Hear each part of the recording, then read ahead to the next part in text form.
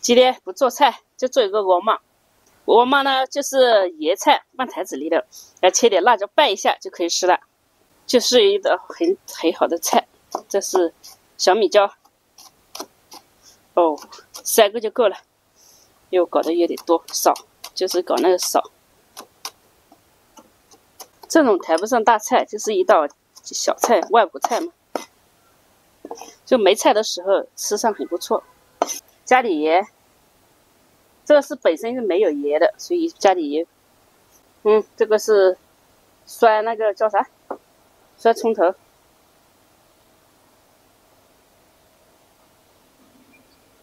直接把饭盖在上面。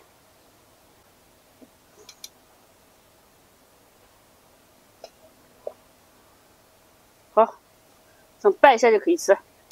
就鹅毛拌饭，简简单单的。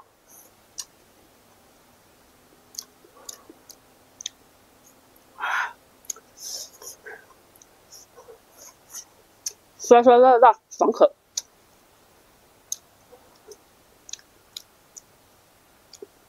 我们喜欢拿鹅毛拌米饭吃。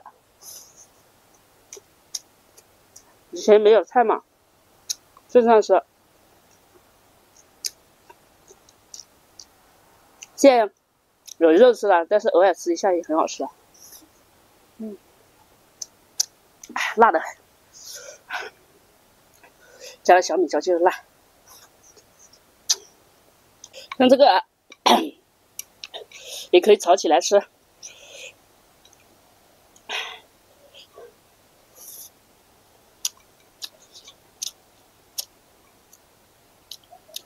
炒锅焖也不错。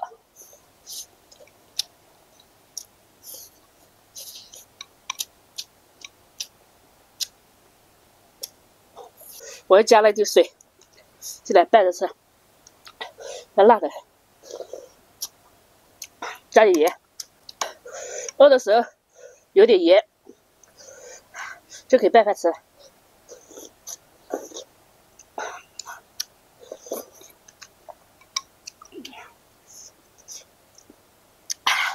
搞点盐，加点汤。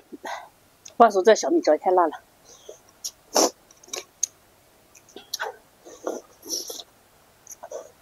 主要是生的，